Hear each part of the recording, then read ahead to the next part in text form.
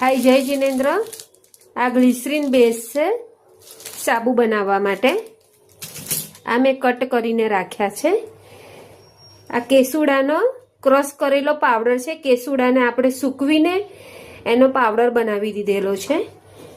આજે આપણે કેસુડાના સાબુ બનાવીશું અને સુખડના પણ સાબુ બનાવીશું છે ઓઇલમાં પલાળીને।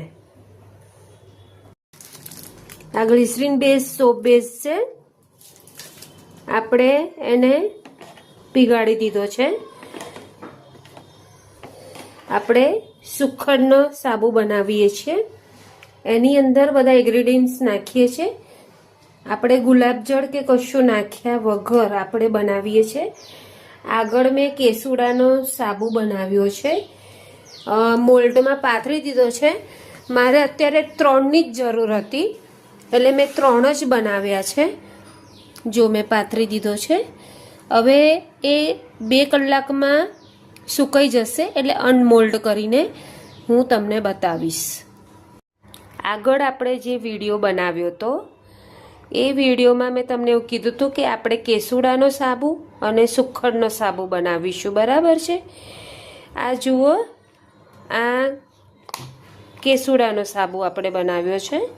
અનમોલ્ડ કરીને તમને બતાવું છું।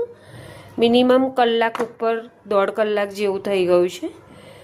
આપ જોઈ શકો છો કેસુડાનો સાબુ, બરાબર।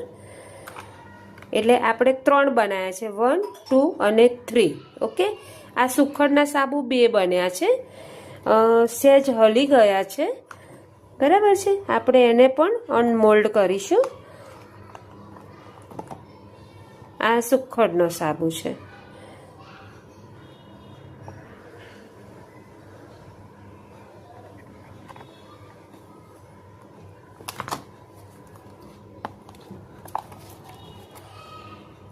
એક જ મિનિટ। આપણે કસ્ટમાઇઝ કરીને બી બનાવીએ છીએ। એટલે એક જણનો ઓર્ડર હતો કે 2 સુખડના સાબુ જોઈએ અને 3 કેસુડાના સાબુ જોઈએ, તો આપણે એ રીતે બનાવ્યું છે। આપ જોઈ શકો છો। જય જિનેન્દ્ર।